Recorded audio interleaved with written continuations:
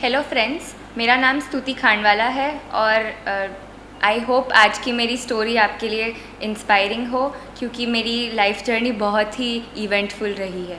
मैं वही हूँ जिसने एम्स में रैंक 10 हासिल की है, नीट में 71 विद 685 स्कोर, जिपमर में 27 और जेई मेंस में 99.916 परसेंटाइल। मेरे जन्म से स्टार्ट करूँगी आपको बताना। एक्चुअली मेरी बर्थ डेट 26 जनवरी 2001 है। शायद आप उसको रिपब्लिक डे की तरह जानते हो, बट आपको याद दिलाऊं तो वो भुज अर्थक्वेक का दिन था। गुजरात का one of the most massive earthquakes, जब गुजरात में बहुत ज़्यादा तबाही मची थी और शायद कच्छ तो पूरा ही डिस्ट्रॉय हो गया था। तो उस अर्थक्वेक के जस्ट 1 घंटे बाद मेरा जन्म हुआ था और लोग कहते हैं कि उसमें शायद मेरा दिमाग हिल गया था। मेरे फैमिली से मुझे हमेशा बहुत सपोर्ट मिला है। एक्चुअली मेरी स्कूलिंग सूरत से ही है टिल 9th ग्रेड।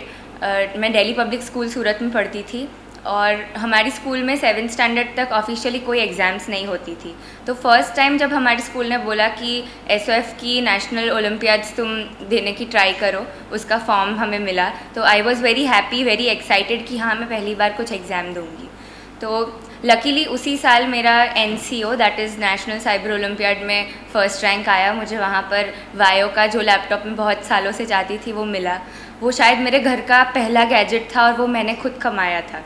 ये मेरा पहला अचीवमेंट था। इसके नेक्स्ट ईयर फिर मुझे NSO में ऑल इंडिया सेकंड रैंक मिली इन द सेकंड स्टेज, और ऐसे ऐसे करके मैंने अपना रास्ता खुद क्राफ्ट किया था। मुझे इस रास्ते से बहुत कॉन्फिडेंस मिलता था, मेरे स्कूल से भी मुझे बहुत सपोर्ट मिलता था, और सबका प्रेज़, सबका तुम में कॉन्फिडेंस बहुत काम आता है तुम्हें आगे बढ़ाने के लिए।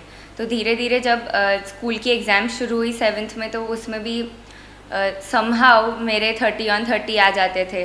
तो फ्रेंड्स ने फिर मुझे एक अलग स्टेटस दे दिया था स्कॉलर स्तुति का। आपको याद हो तो उसी टाइम YJHD आई थी और उसमें स्कॉलर नैना थी, तो इसीलिए। और ऐसे ऐसे चलता गया, काफ़ी सारी एग्ज़ाम्स, यही ओलंपियाड जाती गई, स्कूल के मेडल, वहाँ के मेडल। ऑलमोस्ट मेरे फ्रेंड्स घर पे आते थे मेडल्स गिनने के लिए कि तेरे पास कितने मेडल्स हैं, उस टाइप से।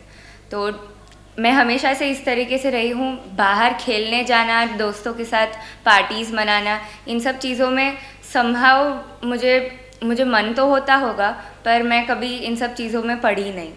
तो सोशल मीडिया से भी मुझे काफ़ी नफ़रत थी, इस वजह से कि लोग सोशल मीडिया के लिए स्पेशली फ़ोटोज़ खिंचवाते हैं और उस पर अपलोड करते हैं ताकि लोग तुम्हें लाइक करें, जबकि रियल लाइफ में मुझे तो इनफ प्रेज़ मिल जाता था और मुझे सोशल मीडिया की कभी ज़रूरत नहीं लगी।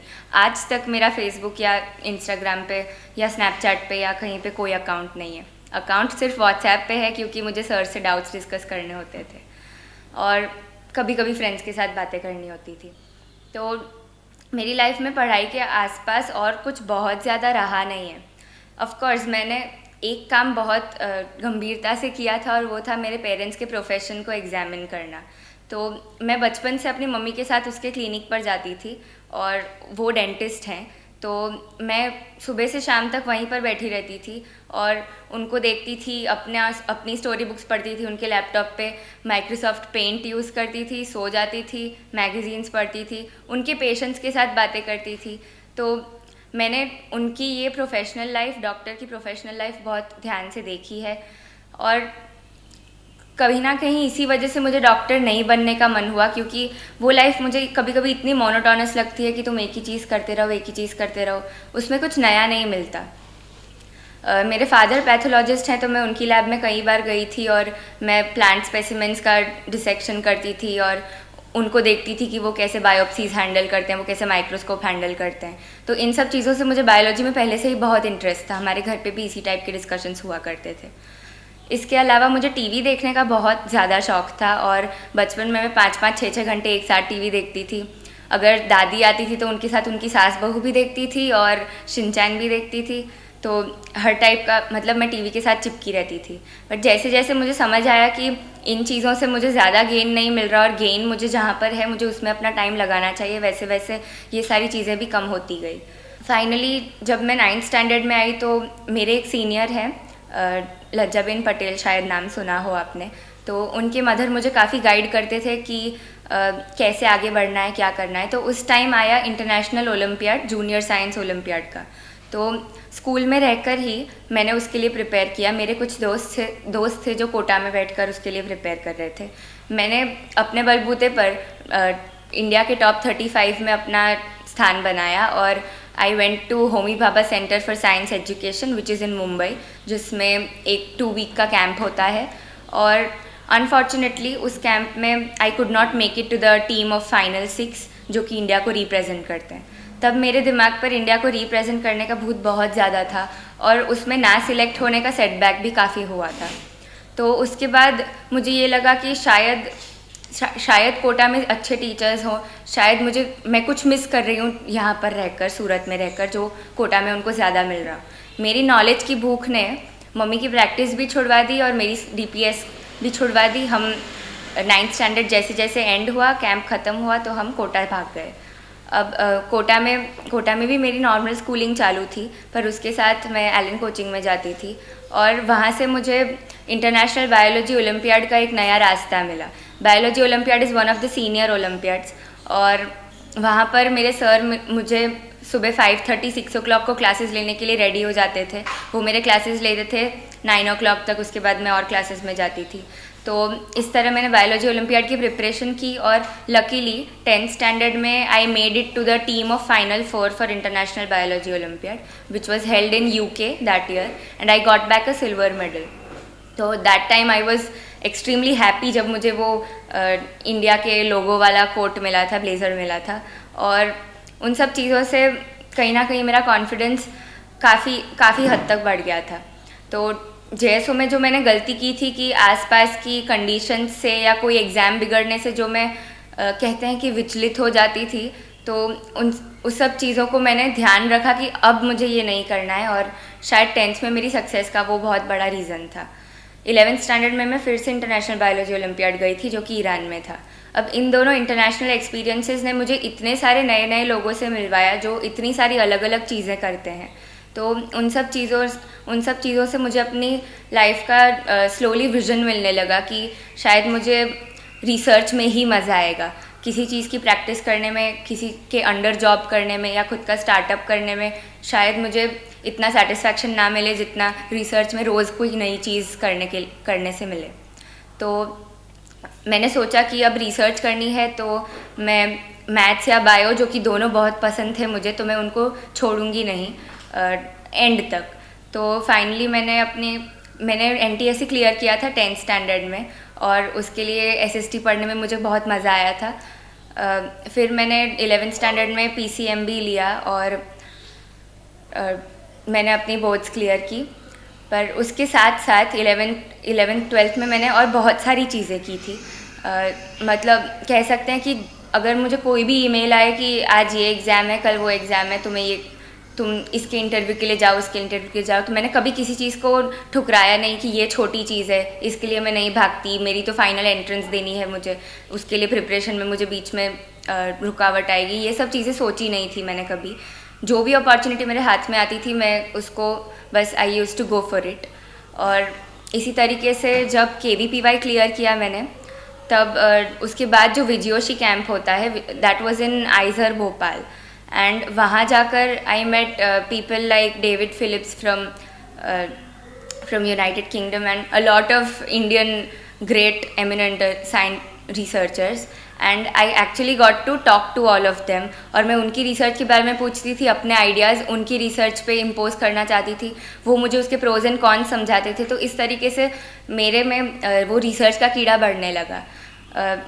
ऐसे ही मैंने NMTC की कॉन्फ्रेंस की थी, NMC जो कि AMTI तमिलनाडु का है, उसकी कॉन्फ्रेंस की थी। और उसके बाद मैंने केमिस्ट्री ओलंपियाड के लिए भी प्रिपेयर किया था। तो I always got chance to experience all these diverse subjects all the time.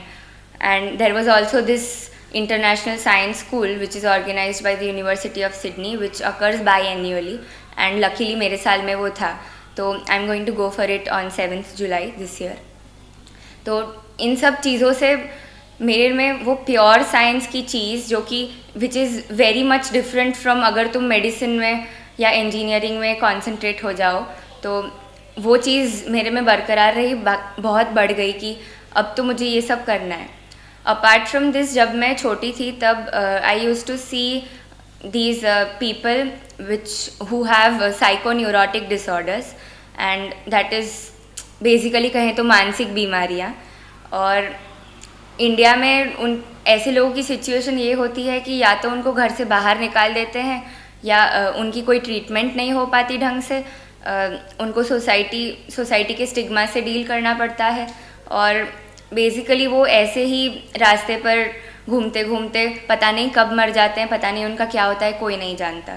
तो जब मैं रेलवे स्टेशन या बस स्टॉप्स पर जाती थी तो ये चीज़ मुझे बहुत हर्ट करती थी कि हमारे इंडिया में इतनी ख़राब सिचुएशन क्यों है इन लोगों की, जबकि बाहर तो एसोसिएशंस पे एसोसिएशंस बनाई जाती है जो इन लोगों को गैदर करके इनकी देखभाल करते हैं, इनकी ढंग से ट्रीटमेंट करते हैं, and they can live a normal life after that. I am almost sure कि I will be working on developing tools and technologies जिससे इन लोगों की हेल्प हो सके, एंड वो टेक्नोलॉजीज़ ऐसी हों कि वो इंडिया की इकोनॉमी पे ज़्यादा से ज़्यादा मास को पहुंच सके, और मैं अपने हाथों से ये एफर्ट करूं कि इंडिया का सोसाइटल अपलिफ्टमेंट हो सके इस डायरेक्शन में। मैं अपनी बात करूं तो मेरा ये नेचर रहा है कि मैं चीज़ों को रिग्रेट करती रहती हूँ। एक्चुअली मेरे फैमिली में मेरी लाइफ में जब भी कोई डिसीजन लेना होता था तो मेरे पेरेंट्स कभी भी मुझे नहीं कहते थे कि तुम ये करो, इवन कई बार तो सजेशन भी नहीं देते थे। मेरी लाइफ के जो भी डिसीजन होते थे वो मुझे खुद लेने का हक था, और इस वजह से I have crafted almost my entire life up till now myself, and I will be doing that later also. तो इस जर्नी में कई बार ये भी होता था कि मुझे लगे कि ये डिसीजन मैंने गलत ले लिया, कई बार नहीं, ऑलमोस्ट एवरी टाइम लगता था। उसके बाद I use to deliberate with myself कि क्या होता अगर मैं ये नहीं करती, अगर मैंने ये किया तो इसके क्या कॉन्सिक्वेंसेस हो सकते हैं, उसके बाद क्या कॉन्सिक्वेंसेस हो सकते हैं, ऐसी चीज़ें। तो मेरा अपने साथ जो कहते हैं कि मी टाइम होता था वो काफ़ी ज़्यादा होता था। आसपास के लोगों से डिस्कस करने से अच्छा मुझे यही लगता था कि मैं अपने अंदर ही अपनी चीज़ों को इवैल्यूएट करके जो गलत है उसको बाहर निकाल के जो अंदर है जो सही है उसको सही रख के काम करूँ। इसके अलावा मेरी मॉम का मेरी लाइफ में हमेशा बहुत ही इम्पॉर्टेंट रोल रहा है, because she has been my first and closest friend. I have always shared everything that I have done in my life, I have thought about, I have not thought about। जो लोग मुझे कह के जाते हैं, अगर मुझे किसी को कुछ बोलना होता है तो वो सब चीज़ें मेरी मॉम से होकर जाती हैं। एक बड़ी उम्दा बात बताई थी मेरी मम्मी ने जब मैं छोटी थी कि अगर तुम कुछ भी काम करो, अगर तुम्हें ऐसा लगे कि तुम उस काम को मुझे नहीं बता पाओ तो तुम्हें समझ जाना चाहिए कि वो गलत है। तो मेरी लाइफ में हमेशा से मम्मी की वो एक इम्प्रेशन रही है जिसकी वजह से लकीली मैं कभी गलत ट्रैक पर डाइवर्ट नहीं हुई हूँ, अगर हुई हूँ तो भी वापस आई हूँ।